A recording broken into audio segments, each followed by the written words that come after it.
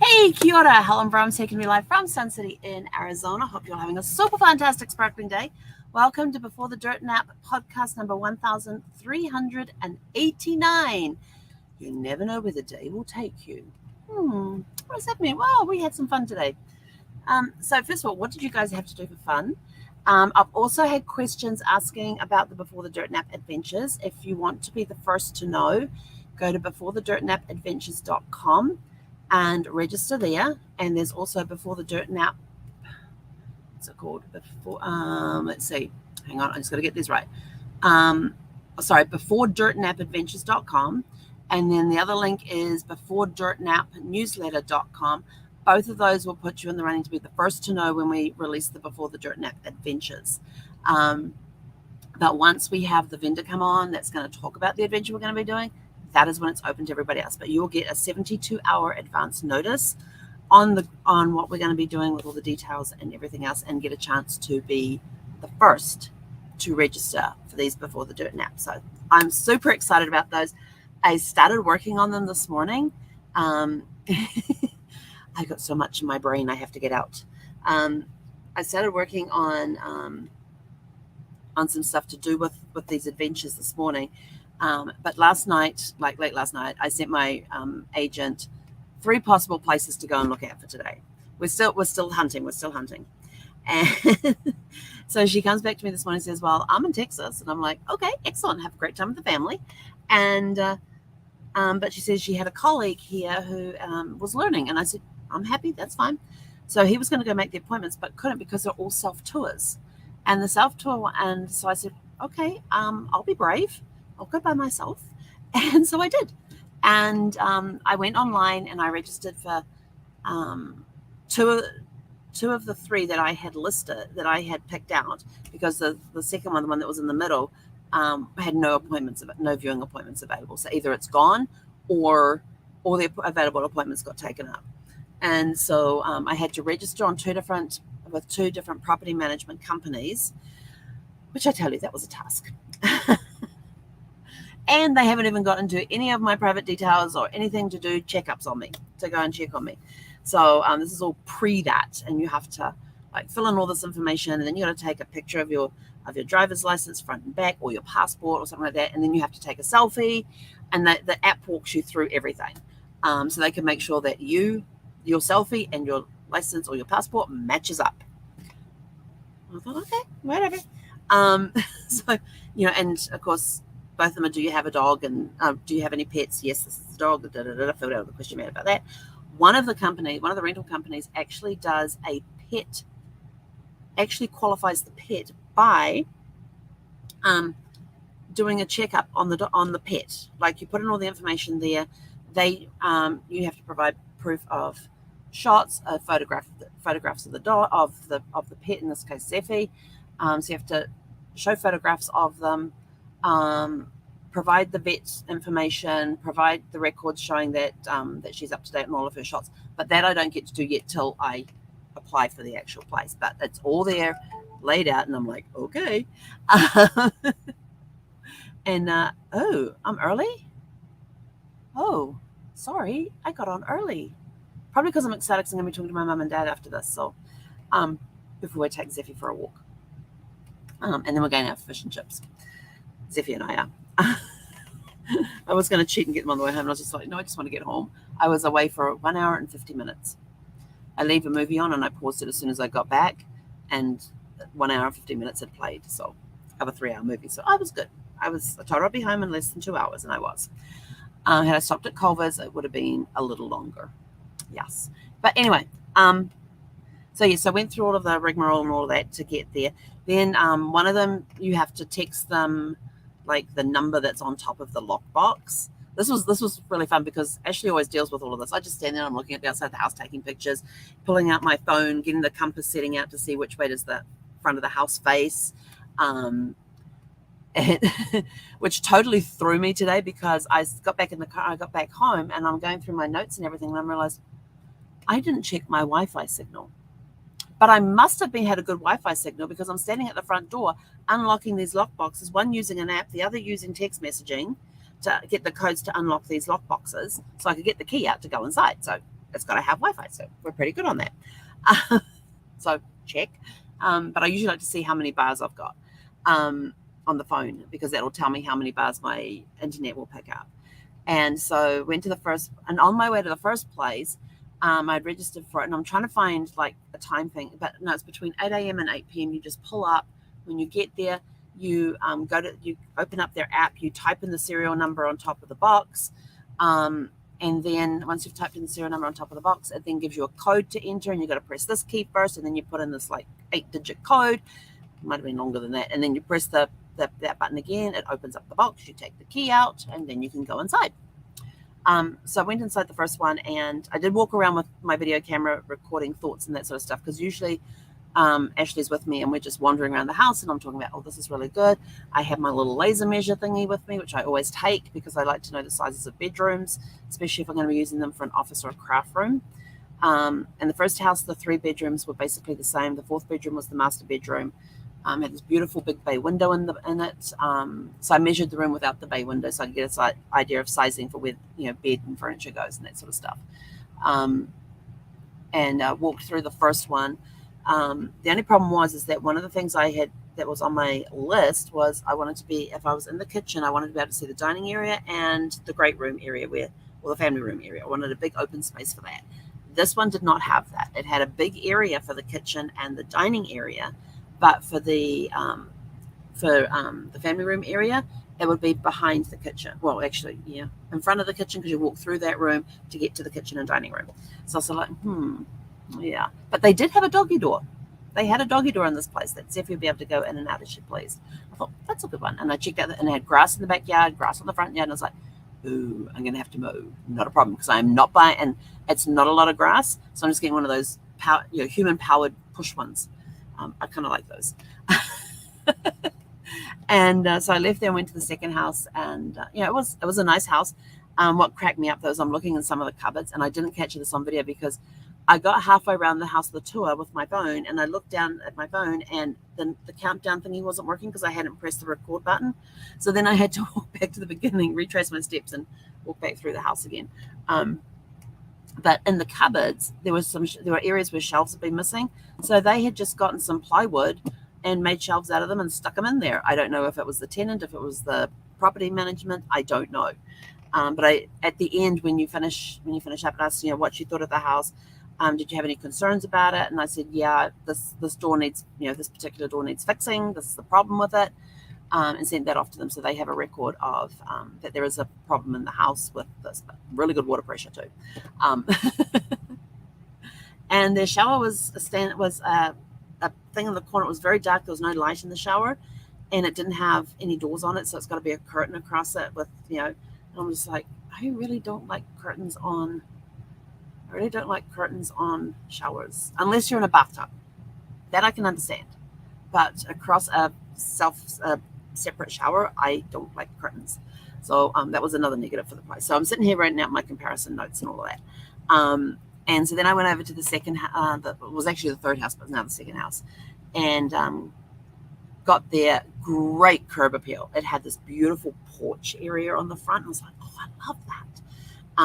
I put up in the driveway, both of them. I wasn't parking on the street. Went and got the key out. That one I had to text, and I'd booked at the time, and I had to text in the number on the box. Then they sent me back a code to use. So I got the key out, and I remembered to start the video this time. Walked in, and we started moving around and all of that sort of thing. The only thing with this one, but it's going to work out okay. You go into they had this kitchen area, and a gas cooker. They had a gas cooker. Yeah. I love gas cookers. So that was a plus. They had an island there, which wasn't a breakfast island. It didn't have an overhang. Yeah, it didn't have might have had an overhang. I have to go back to the video and have a look. But then they had like this dining area, and I knew that my table would not fit in that area. And then they had the great room area. But they had like a little nook area over to the side where I thought, well, if I just get just a small table, because it's only going to be me sitting at the table to eat, unless I have somebody over to eat. If I get like a little 4-person table that could sit in this area quite nicely, that would work. And then I could take my big dining table I have, and they have a dining area in the front room, in the formal living room / dining room. They had a place for a dining table. And I thought, well, that could still work because I can put my reading nook in this area over here. And right off that room was, this house was only a 3-bedroom, but right off the room was this big den that had 2 doors. It had double doors going into the formal living area, and then a single door that went into the hallway. I said, well, maybe I could block that hallway door off. And I thought, no, because the bathroom's right there. I had to go all the way out. Yeah, no, that wasn't happening. Practicality. You got to think of these practical things. And so then I went into the bedrooms, measured all the bedrooms, good-sized bedrooms. I walked into one and I thought, this is not a 10 by 10. This is bigger than a 10 by 10. And it turned out that one way was 10 by 11, the other way was 12.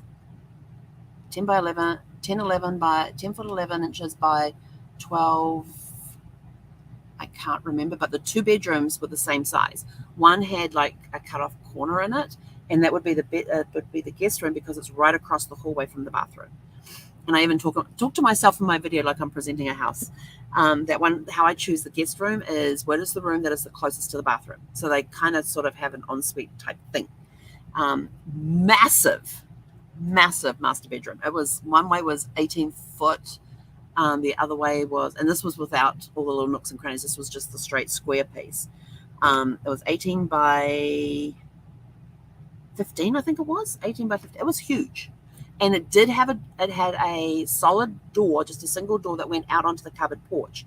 And from the outside, there's a security screen on it. I thought, well, that's okay. I can handle that. It's when you walk into a room and one wall is sliding glass door, But then I look down the bottom and there's this little gap at the bottom, and I'm like thinking, entryway for critters. Yeah, no. I would have to block that area off somehow so that critters from the outside couldn't come in, and then fix something to the screen door to stop that happening as well when I open the door. So that would be a task to do. Went into the bathroom, gorgeous bathroom. They had done the showers right, because a lot of times when you see the bath, then there's like that half wall and then they have the shower. A lot of the times when they do the shower area, they put the glass up against the far side of the, so you got the bathtub, you got the shelf piece here, and then the glass starts here for the shower, and there's no shelving inside the shower. They had put the glass on the other side of the wall, so you actually had this nice deep shelf where you could put all your shampoos and soaps and blah, blah, blah, blah. So I was like, yay, good plus. The door into the walk-in closet is a full mirror. And I was like, excellent. And so I opened up the, well, it was actually shut, and I thought, is that a mirror? And I pull it out, and the door into the walk-in closet is a mirror. It's on the bathroom side. So I opened that up. Nice big walk-in closet area. Lots of like different organization with shelving and all that sort of thing. And I thought, yeah, you could get a set of drawers in here and then just stand in the middle of the room and get dressed after you come out of your shower. Excellent. Because with walk-in closets, I'm sort of like, I don't really want to be, especially if the walk-in closet is on, and most of the places that we've seen, some have the walk-in closet off the bedroom, directly off the bedroom, which is good. Some have, you have to walk through the bathroom to get to the walk-in closet. I thought, well, if I want to get dressed, I really don't want to have to walk all the way into the walk-in closet to get into the bedroom to get some stuff out of there in the drawers, and then into the walk-in closet to get something else. I just want to put everything into one room. So I can go stand in the middle of the room and I can get dressed there. That works for me. And maybe put like a little stool in there or something to sit on to get shoes on or socks on and stuff like that. So, so that one turned out really well. Both houses had double entryways into the bedrooms, had double doors into the master bedroom, which was kind of nice. Very grand entrance. But in the family room area, it's pre-wired for speakers. I was like, because I looked down and there's this little panel there with all the little connection things, and I'm like, is that for speakers? And so I had to get down really low because it's like about this far off the ground, with the camera to see what's pre-wired. So then I'm like looking around, and then you can see the blank face plates that they put over the openings for the speakers and stuff. And I was like, there's a couple down there, there's a couple up there, there's one in the middle, look around over, there's a couple up the back, and I'm like, oh my gosh, we're in movie heaven right now. Helen wants to get her surround sound set up. Helen's missed her surround sound for the movies and things, so I was very excited about that. So it was 2 good reviews, and I got home, like I said, an hour and 50 after I left. And so now I'm just sitting here doing the comparison things. I'm about to get on, I'll be getting on a Zoom in a few minutes with my parents so that we can go over everything and I can get their opinion, because I'll pull out the photographs that are online. I'll walk them through, talk about what this had, what that didn't have. And then I had the same complaint on this house that I had on the last house, although the other house with the screen door that goes across the sliding door, it was very stiff and it did not smoothly flow, and the handle did not feel safe. On the second house, the handle was barely hanging on, and I'm sort of like, how the hell am I supposed to get this open? So there was that challenge. So that got reported to them as well. But it was just little things that I could see that would be nice to have them fix before coming in. But if I can get them to do something with that door in the bedroom to stop critters coming in, and I definitely want to have a critter check before I move in, because I don't want to move in and find that I am sharing a place with critters, then that would be really good too. I don't do well with critters, not at all. That was Brad's department. Yes, and those slimy, snaky things. Yeah, I'm out of there. I'm gone. I had an encounter with wasn't a full-grown rattler at my son and daughter-in-law's place when I was out there for Easter. That was kind of a scary moment, and I was like frozen there, and every time I moved a muscle, the thing would get ready to strike, and I'm like, yeah, I'm not fast enough. My 2-year-old grandson had run straight across the door, which is what had woken it up. And I was just like, okay. So we had that experience with the rattler, and that was the first time I had seen one in person, and it wasn't a baby one, but it wasn't a full-grown one either. And I mean, its coil was like about this big when it was coiled. So it definitely could have stretched across the door had I tried to run inside into the house. So I just had to wait for my daughter-in-law to come into view so I could go, what do you do with snakes? Oh, very calmly. Meanwhile, the house going. Actually, no, during that situation, I was pretty calm. It was afterwards that the heart rate increased, and so like, damn. That was kind of some excitement. But anyway, so yeah, I don't do well with creatures, with critters. So if anybody's got recommendations for what to put across the bottom of the door to stop them coming in, I would appreciate that. But I don't want something that can push out of the way either. It's going to be something that needs to be fixed to the bottom of the door.